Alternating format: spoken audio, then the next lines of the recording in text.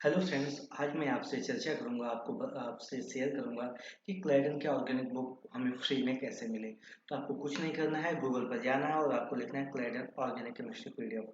आप जैसे करोगे सबसे पहले आपको यहाँ पर ऑप्शन आपको मिल जाएगा और आप जैसे ही क्लिक करोगे पहले ऑप्शन पर आपको क्लाइडन की ऑर्गेनिक केमिस्ट्री की बुक आसानी से फ्री में अवेलेबल है। आप देख सकते हैं organic chemistry second edition, Jonathan Clayden, Nick Greeves और स्टुअर्ट वारेन। इस प्रकार से ये बुक आपको इस फॉर्मेट में बहुत ही अच्छी इसकी प्रिंट है, सब चीज आपको बहुत अच्छा, आपको अच्छा लगेगा। इसका ब्रीफ कंटेंट चैप्टर्स 43 चैप्टर्स हैं। व्हाट इज ऑर्गेनिक केमिस्ट्री, शुरू के जो 4 चैप्टर्स वो केमिस्ट्री को बताने के लिए हैं। उसके बाद ऑर्गेनिक रिएक्शंस क्या होते हैं, न्यूक्लियोफिलिक एडिशन, डीलोकलाइजेशन, कॉन्जुगेशन, ये जो सारे एस्पेक्ट है पहले ऑर्गेनिक केमिस्ट्री को बताया गया है। फिर उसके ऊपर physical parameters, delocalization, conjugation, acidity का, बेसिसिटी और पीके वैल्यू का क्या इफेक्ट रिएक्शन पर होता है, ये बताने की कोशिश की गई है। उसके बाद ऑर्गेनिक कार्बन मेटेलिक रिएजेंट्स का use carbon carbon bond formation के लिए, न्यूक्लियोफिलिक सब्स्टिट्यूशन कैसे कार्बोनिल पर होते हैं, कार्बोनिल में कार्बोनिल ऑक्सीजन का लॉस करके, फिर इक्विलिब्रिया क्या होता है, रेट ऑफ रिएक्शन और मैकेनिज्म समझाने की कोशिश की गई है। उसके बाद रिएक्शन होने के बाद इंटरप्रिटेशन बहुत जरूरी है। उसके लिए इस बुक में 1s एनएमआर यानी प्रोटॉन न्यूक्लियोमैग्नेटिक रेजोनेंस एनएमआर के बारे में बताया गया है। फिर स्टीरियोकेमिस्ट्री क्या होता है, उसका इफेक्ट क्या होता है, इन सब के बारे में बहुत ही जबरदस्त तरीके से इस बुक में बताया गया है। अगर लास्ट की बात करें तो डाइस्टेरियो सेलेक्टिविटी, पेरिसाइक्लिक रिएक्शन और पेरिसाइक्लिक रिएक्शन 1 और 2 में, साइक्लो एडिशन, सिग्मा टॉपिक और इलेक्ट्रोसाइक्लिक रिएक्शन के बारे में। उसके बाद rearrangement of fragmentation, radical reaction, synthesis reactions of carbene, इसके बाद डिटरमाइनिंग रिएक्शन मैकेनिज्म, इन सब के बारे में भी इसमें बताया गया है। तो आइए हम इनको थोड़ा और डिटेल में समझते हैं। कंटेंट को फिर यहाँ पर उसमें सब टॉपिक क्या क्या है उसको यहाँ पर बताया, जैसे व्हाट इज ऑर्गेनिक केमिस्ट्री में organic chemistry and you, organic compound chemistry and industry, organic chemistry and periodic table, organic chemistry and this book, और फिर फर्दर रीडिंग के बारे में बताया गया है। फिर इसमें आप कह सकते हैं कि कैसे एक ऑर्गेनिक केमिस्ट्री का आपके दिमाग में अगर जन्म होता है, आप समझने की कोशिश करते हैं तो उसको कैसे फीडिंग करते हुए आगे एक विराट व्यक्तित्व बनाना है, उसके बारे में इस बुक में बेहतरीन तरीके से समझाया गया है।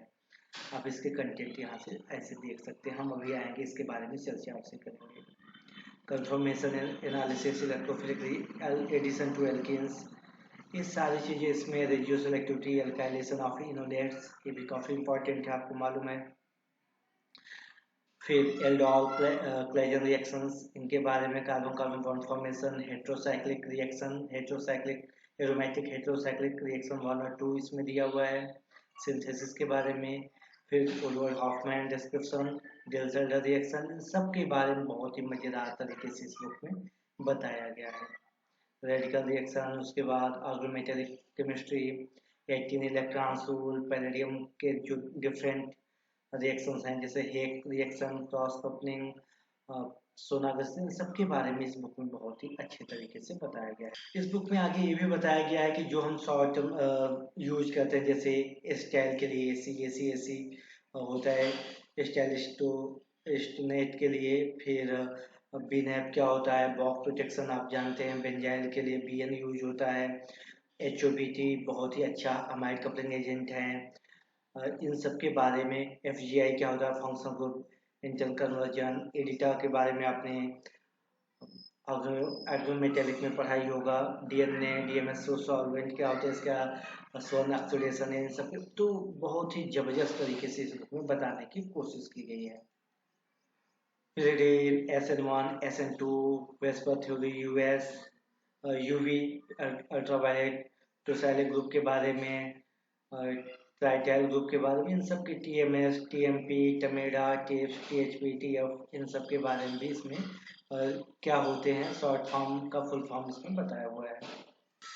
इस बुक में एक बताने की कोशिश की गई आगे organic chemistry and this book, इस 3-4 पेज में बहुत ही बेहतरीन तरीके से बताया गया कि ये चैप्टर्स क्या हैं। इसमें बताया गया कि ऑर्गेनिक केमिस्ट्री को समझने के लिए हम 4 चैप्टर से स्टार्ट करते हैं। पहला chapter what is organic chemistry, organic structure, determining organic structure और स्ट्रक्चर ऑफ मॉलिक्यूल्स। इस 4 चैप्टर्स में ऑर्गेनिक केमिस्ट्री के बारे में आपको बहुत ही बेसिक इंफॉर्मेशन हो जाती है। उसके बाद जरूरत होती है कि हम रिएक्शन को समझने की कोशिश करें। तो उसको समझने के लिए सबसे पहले इसमें आपको समझना होगा कि इसको आपको समझने की जरूरत होगी कि सबसे पहले इसमें आप समझेंगे what shape do organic molecules है, उनका शेप कैसा होता है, वो कैसे रिएक्टिविटी करते हैं। तो इसमें आगे ऑर्गेनिक रिएक्शंस के बारे में बताया गया है। फिर शुरुआत इसमें की गई है चैप्टर 6 से, nucleophilic addition to carbonyl reaction.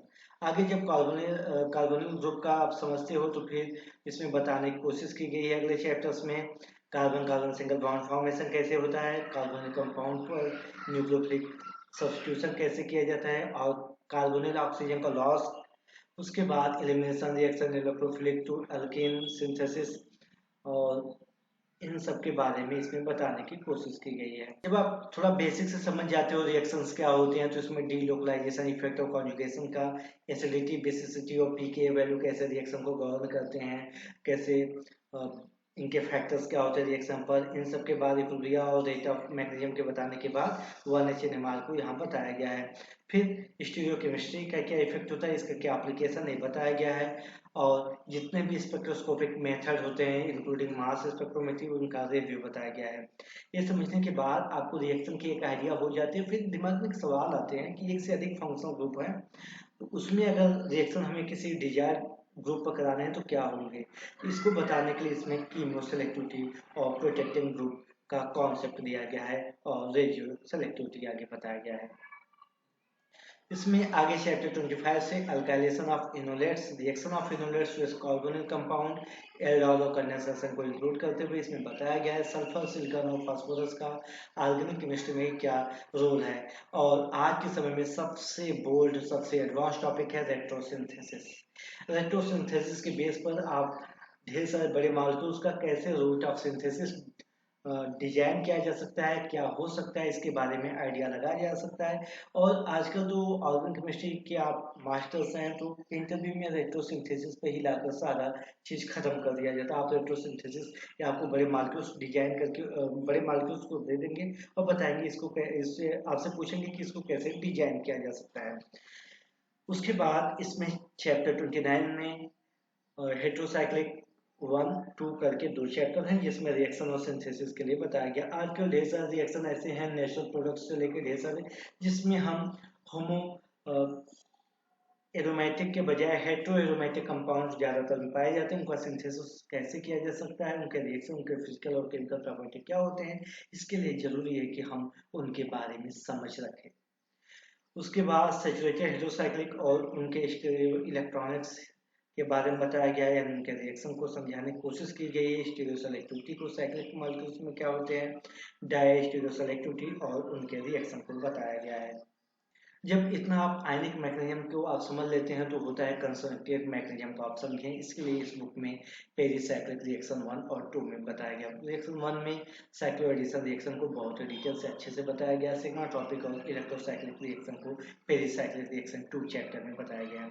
उसके बाद रीअरेंजमेंट ऑफ फ्रेगमेंटेशन को समझाने की कोशिश चैप्टर 36 में किया गया है। रेडिकल रिएक्शंस क्या होते हैं, रिएक्शन इंटरमीडिएट में क्या रोल होता है, इसके लिए 37 चैप्टर्स में।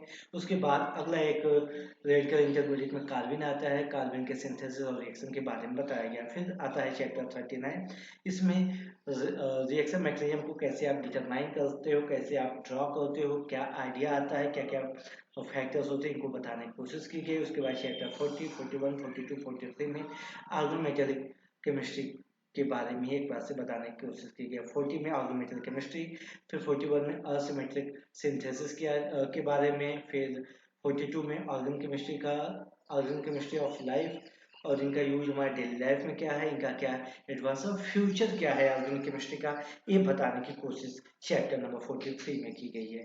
तो दोस्तों ये रहा बहुत ही ब्रीफ इंट्रोडक्शन और कैसे हम इस बेहतरीन ऑर्गेनिक केमिस्ट्री के बुक को कैसे हम फाइंड कर सकते हैं, उसमें क्या क्या कंटेंट है इसके बारे में ये बहुत ही ब्रीफ इंट्रोडक्टिव आइडिया रहा। आपको इस बुक को आप पढ़िएगा, कोई कोई आपको डाउट होते हैं, कोई चीज़ें होती है तो उसके बारे में भी आप मुझसे डिस्कस कर सकते हैं। और वैसे मैं कोशिश करूंगा कि इसके बारे में एक पूरा सीरीज, बहुत ही ब्रीफ शॉर्ट सीरीज लेकर आए जिससे हम कम से कम समय में इस पूरे बुक को समझने की कोशिश करेंगे।